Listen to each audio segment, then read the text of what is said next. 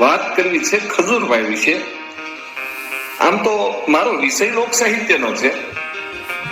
કોઈ પણ વ્યક્તિ વિશે બોલવું કે એની વિશે ટિપ્પણી કરવી એ આપણો વિષય નથી. પણ 2-5 દિવસથી ખજૂરભાઈનો બહુ વિરોધ થઈ રહ્યો છે, એટલે મને એવું લાગ્યું કે મારે થોડુંક 2-5 મિનિટ બોલવું જોઈએ. એટલે પહેલો શબ્દ એ કહીશ કે જનની જણ તો ભગત જણજે, કા દાતાર ને કા સૂર, નહીતર રેજે વાંજણી, તારું મત ગુમાવીશ નૂર. કવિએ જન્મ દેવા વાળી જનેતાને ઠપકો આપ્યો છે કે માં તું સંતાનને જન્મ દે ને તો કાં તો એ શૂરવીર હોવો જોઈએ, કાં તો એ દાતાર હોવો જોઈએ, અને કાં તો એ ભગત હોવો જોઈએ, સંત હોવો જોઈએ. નહીતર નફટના પેટનાને જન્મ જ ન આપતી માં. અને જે અમુક વ્યક્તિઓ ખજૂરભાઈનો વિરોધ કરતા હોય ને એ નફટ કહેવાય. શું કામ? કે ભગત બીજ પલટે નહીં, ભલે ને ઝૂક જાય અનંત, પણ ઊંચ નીચ ઘર અવતરે, એ તો આખિર સંતના સંત. ખજૂરભાઈનું વ્યક્તિત્વ જે છે ને, એનું જે જીવન છે ને, એ સંત જેવું જીવન છે. એટલા માટે હું આ વાત કરું છું કે જેને એનો કદાચ કોઈ પણ વ્યક્તિ ગમે એટલો વિરોધ કરતા હોય, એમ કહેતા હોય કે ખજૂર આવો છે ને તેવો છે ને, એને આવું કર્યું છે ને તેવું કર્યું છે, પેલા જે કર્યું હોય એ તમે એમ કહો છો કે આમ કર્યું તેમ કર્યું. હા, અમે માનીએ છીએ કે ખજૂરે એવું જ કર્યું. તમે કહો છો એવું જ કર્યું. જે વિરોધી માણસો એમ કહે છે કે ખજૂરભાઈ પેલા આવો હતો ને તેવો હતો ને એને આવું કર્યું હતું, અમે માનીએ છીએ, હા કર્યું. પણ હવે શું? જેસલ જાડેજા પેલા કચ્છનો કાળો નાગ કહેવાતો અને એવો લૂંટારો વ્યક્તિ હતો કે એનો ઇતિહાસ તમે સાંભળો ને તો ખબર પડે, એના જીવન વિશે વાંચો તો ખબર પડે કે જેને પોતાની સગી બેનના ભાણિયાને પણ કાપી નાખ્યા હતા, એને મારી નાખ્યા. સગી બેનના ભાણિયાને મારી નાખ્યા. કેટલી જાનો લૂંટી હતી. તો ખજૂરભાઈ આવું તો કઈ નથી કર્યું. આવો પાપી હોવા છતાંય જેસલ જાડેજા પીર થઈ પૂજાઈ ગયા. આજે પણ એની સમાધિ અંજારમાં છે ને, આપણે જઈએ છીએ, માથું ટેકાવીએ છીએ, ખબર જ છે. પીર થઈ પૂજાઈ ગયો કે નહીં? તો એની જેવા પાપ તો ખજૂરભાઈ નથી કર્યા ને. તો ખજૂરભાઈ નું જીવન હાલમાં અત્યારે પેલા જે હોય એ મને ખબર નથી. કદાચ વિરોધીઓ એમ કહેતા હોય કે આવું કર્યું તેવું કર્યું, મને કાંઈ વાંધો નહીં, હશે એવું જ કર્યું છે.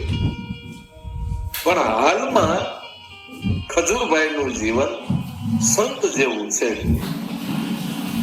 એટલે એની જનતાને હું લાખ લાખ વંદન કરું છું કે આવા દીકરાને જન્મ આપ્યો.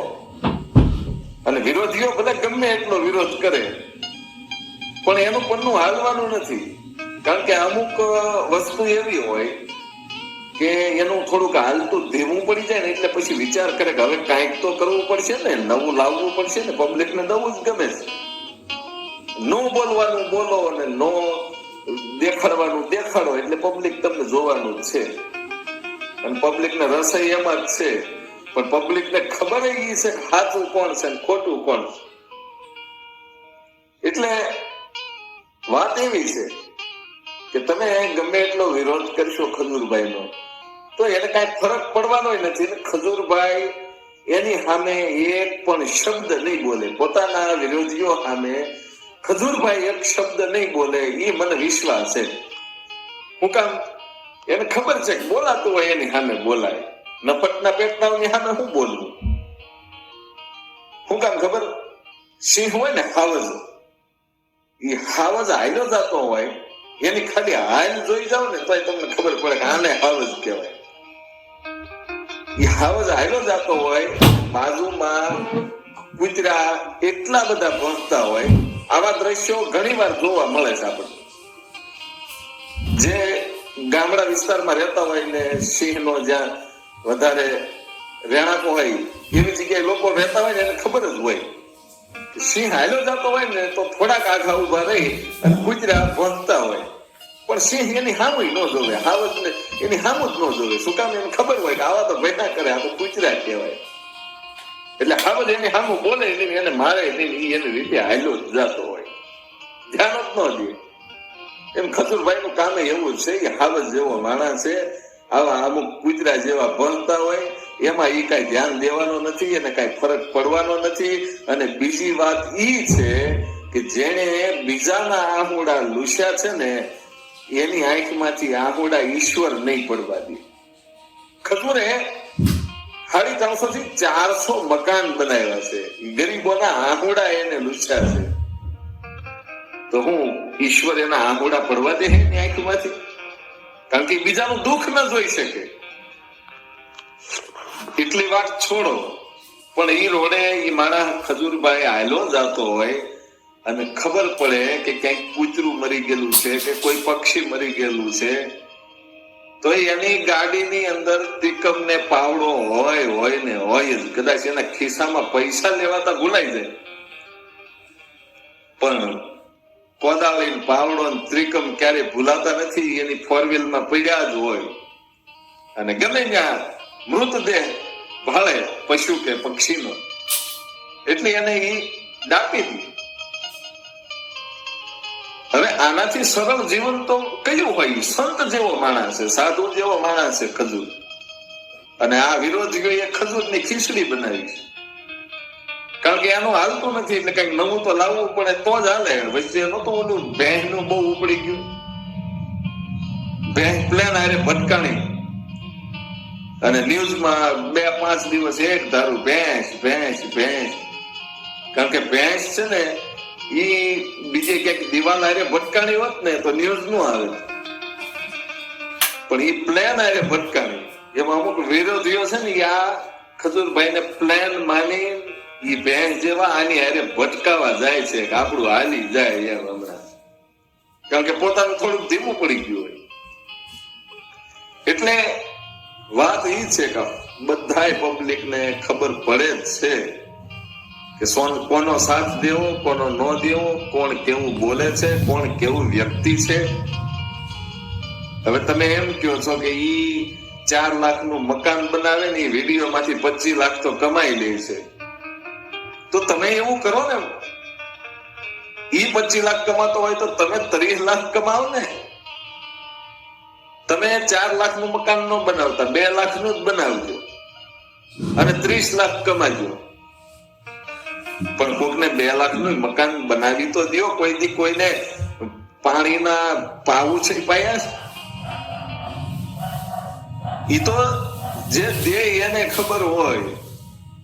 આ કઈ એમણે ન થાય, ન વળે કાંઈ કરે ગેંગે કે ફેફેથી. ઈ ઘડીક શણગાર મર્દોનો સજી લ્યો તો મજા આવે.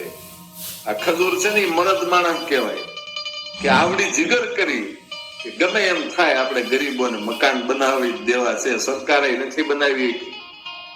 આ 350 મકાન ખજૂરે બનાવી દીધા છે, પણ અમુક માણસ સમજતા જ નથી એનું કરવું શું.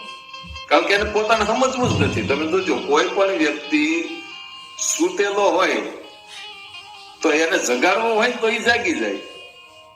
કારણ કે એને તમે હાથ કરો ને હલાવો એટલે એની ઊંઘ ઉડી જાય એટલે જાગી જવાનું. પણ જે વ્યક્તિ હુવાનું નાટક કરે છે, ખોટું ખોટું હૂતો છે, અને એને તમે ગમે એટલા આકલા મારો ગમે એમ હલાવો તો એને જાગવું હોય તો જ જાગે. કારણ કે એને તો ખબર છે કે હું ખોટું ખોટું હૂતો છું, મારે જાગવું હોય તો જાગવું. એમ આ વિરોધ કરવા વાળાને ખબર જ છે કે ખજૂર બધું બરોબર જ કામ કરે છે, પણ પોતાને જાગવું નથી, પોતે હુવાના નાટક કરે છે. એટલે કોઈએ બહુ મગજમાં લેવું નહીં. અને બીજી એક વાત ઈ કે એક વિડીયો એવો પણ વાયરલ થાય છે કે ખજૂરભાઈએ સમાધાન કરવાની વાત લીધી. તો પેલા તો હું એ કહી દઉં કે જે સમાધાન કરવા પડે અને આવું જે ખજૂરભાઈ બોલે છે સમાધાનની વાત, અને ઘણું બધું પબ્લિક ફરતું છે ને પોતે સ્ટેજ ઉપર ઉભા સમાધાનની વાતનું કંઈક બોલે છે. હવે આ ક્લિપ જરાક એવો કટકો કાપીને યુટ્યુબમાં અત્યારે વાયરલ કર્યો છે. મારા તમારા જેવા નાખી દેવા વાળા લોકો યુટ્યુબરો એને એવો વિડીયો વાયરલ કરી દીધો કે ખજૂરભાઈએ માફી માંગવાની સમાધાન કરવાની વાત કરી. પણ એવું નથી. આ ક્લિપ મેં 6 મહિના પહેલા જોઈ હતી. વિરોધ તો 4 દિવસ કે 5 દિવસ પહેલા થયો, પણ આ 6 મહિના પહેલાની આ ક્લિપ છે. એક જગ્યાએ ખજૂરભાઈ ઇવેન્ટમાં ગયા હતા અને પોતાના વિડીયોમાં એને ઇવેન્ટ બતાવી હતી. એ વખતે આ ખજૂરભાઈ બોલ્યા હતા. આ 6 મહિના પહેલાનો વિડીયો એનો હતો અને એ અત્યારે વાયરલ કરે છે માણસો. પોતાના રોટલા શેકવા માટે અમુક નાખી દેવાના લોકો જે હોય એ યુટ્યુબમાં વિડીયો ચડાવીને વાયરલ કરે છે. ખજૂરભાઈએ સમાધાન કરવાની વાત કરી. એવું કઈ છે જ નહીં. ખજૂરભાઈ એક પણ શબ્દ બોલ્યા નથી. પોતાના વિરોધીઓ માટે એક પણ શબ્દ નથી બોલ્યા અને એ બોલશે પણ નહીં. કારણ કે મેં જે વાત કરી એમ કૂતરા છે ને એ હાવજની સામે ભણી એકે કઈ કરી ન શકે.